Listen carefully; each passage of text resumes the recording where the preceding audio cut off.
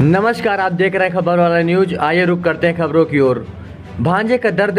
हमारा गुनाह सिर्फ इतना कि हम दलित मामा घर बनाकर रहना चाहते थे लेकिन मार डाला। हमारा गुनाह सिर्फ इतना है कि हम लोग दलित हैं। हम लोगों को यादव, चौहान और कुछ ठाकुरों की ओर से लगातार परेशान किया जा रहा है।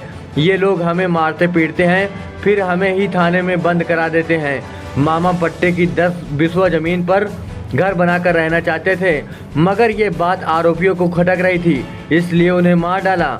ये कहना है होरीलाल के भांजे सुरेश का। गुरुवार रात होरीलाल, उनकी बेटी ब्रजकली और दामाद शिव सागर की सोते वक्त गोली मारकर हत्या कर दी गई। वारदात का पता शुक्रवार सुबह 6 बजे उस वक्त चला जब आसपास के लोग पहुंचे।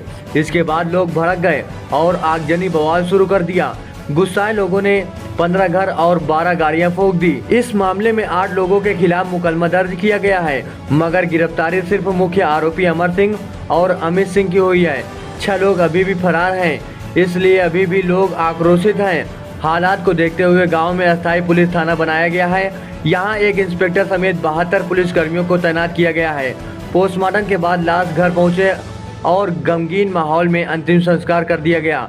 इधर डीएम सुजीत कुमार ने बताया कि इस मामले की जांच एडीएम न्यायिक की अध्यक्षता में 3 सदस्यीय टीम करेगी। होरीलाल के भांजे सुरेश ने बताया कि पिछले कुछ दिनों से यह लोग घर पर आकर मेरे मामा को धमकी देते रहे थे।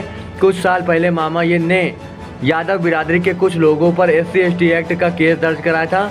अब उस केस की सुनवाई शुरू हो गई थी। वह लोग मेरे मामा पर दबाव बनाने के लिए घर आते थे, जान से मारने की धमकी देते थे, अपनी झोपड़ी में आग लगाकर हम लोगों को फंसा देते थे। उसके बाद पुलिस हम लोगों को उठा ले जाती थी। होरीलाल की बेटी ब्रजकली की शादी काकराबाद के शिवशरण सरोज से हुई थी। शिवशरण के पिता श्याम बहादुर ने बताया, वह 5 भाइयों में तीसरे नंबर पर था। वह लालचंद को 3 लाख रुपए देकर जमीन का एग्रीमेंट भी करा चुका था। इसी जमीन पर वह मकान बनाकर रहना चाहता था, लेकिन विवाद के चलते यह नहीं हो पा रहा था। वह साहस जनसेवा केंद्र चलाता था। उसकी पत्नी 6 महीने की गर्भवती थी। वह बीएड भी कर रही थी। बेटा मेरे परिवार को एक सूत्र में बांध कर रखता था। चौहान और यादव बिरादरी के लोग उसे बहुत परेशान कर रहे थे। आखिर में बेटे और बहू की जान लेकर ही माने।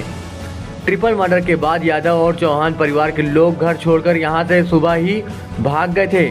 सुबह जब दलित बिरादरी के लोगों की सैकड़ों की संख्या में भीड़ जुट गई, लोग बहुत गुस्साए में थे।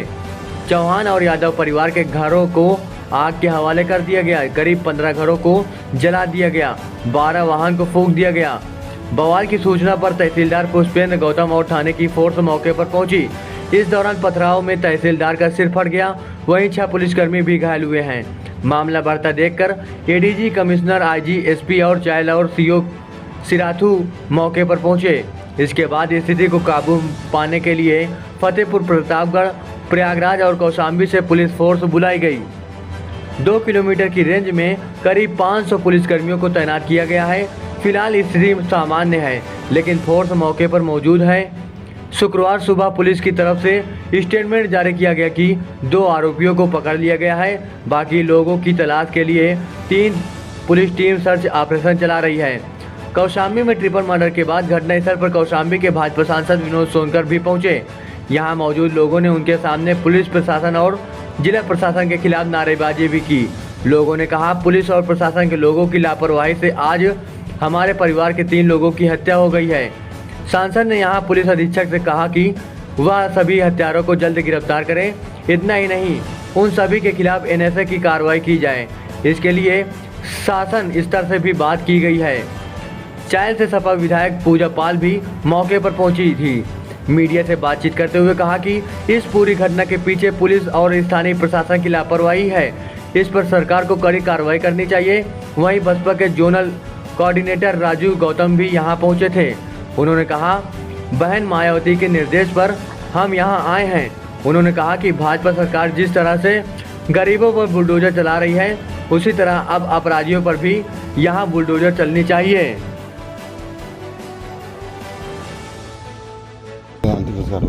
जो हुआ था आज देखिए, मोहिद्दीनपुर की जो 2 डेड बॉडी थी कल की घटना की, उनका आज अभी अंतिम संस्कार उमरछा घाट पे सकुशल और शांतिपूर्वक तरीके से हो गया।